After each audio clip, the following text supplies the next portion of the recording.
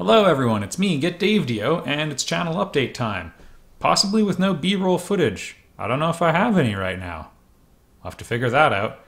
Anyway, Endless Space 2 is going on. That's a thing. I keep flip-flopping on whether or not I like the game, so it'll be interesting to see how things go down.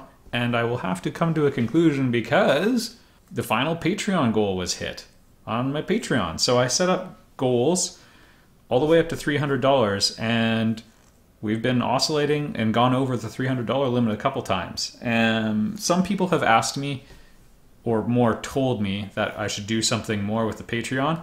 So now's a good time for suggestions. I'll set up some more stretch goals, and we'll see what we can get.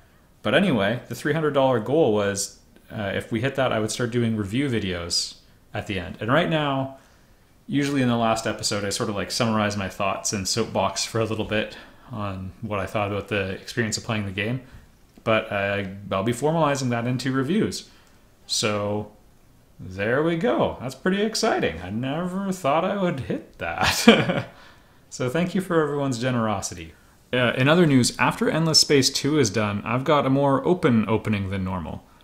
Last time, I didn't get a chance to do a real Let's Play, just because there wasn't a ton of time between the launch date of Endless Space 2 and the day I finished The Legend of Zelda Breath of the Wild.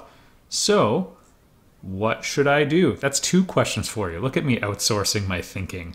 I've been flirting with the idea of Fire Emblem Awakening. Fates was a bit of a disappointment to me, so I kind of want to do a good Fire Emblem game. I've been enjoying Echoes quite a bit. Let me know what you think. In indie development news, Steam replaced Greenlight with a $100 per game fee. So it used to be you paid a $100 fee as a developer, and then all your games could go on Greenlight and get greenlit and so on. So now it's a $100 per game recoupable application fee, which, I mean, on the one hand works for me, but the market was being super saturated with garbage. The goal, I know they want to improve like curation and so on, but I mean, the goal is to have something like better than just like everybody uploading their game to a website and then finding them by Google search, where it's like, oh, there's millions. It's like, I guess they want to democratize stuff, but we'll see how it goes down. In game development news, I started a company called Reclamation Games, and we're working on a video game. And in the past month, the big development for my end was I got rid of a ton of lingering bugs that have been driving me crazy for a long time. I also did a bunch of odds and ends for animation. I know I said like Reina was done and a bunch of animations were done, as in I said all of them at the time, but I didn't include things like acting for cutscenes that hadn't been written. I was just talking like movement and combat and normal gameplay animation. So now, yeah, doing little tiny things like looking at someone while they're speaking to you in a certain way, like with an expression. So that's what's going on, and I have been working on combat kind of seriously. So originally I mentioned I had a 3-hit combo, and I thought that's good enough, and I was wrong. Now we have 19 attacks that can be dynamically mixed and matched within a flexible combo system. And I was inspired, I talked about this a few videos ago, so there's like some dialogue on that as well, but I was inspired by games like Guacamelee, which has really flexible combo linking, Kingdom Hearts games, which have really good animation, and a game like Icy, which shamed my 3-hit combo. People have occasionally asked still, when can we see what you're working on? And I don't want to show stuff before it's too soon, because you can only make a first impression once, so to speak. So the goal is to have a playable area by the end of the year, and that's when I would start considering actually showing something, to like have one area presentable. And the game has about 8 biomes, I would say.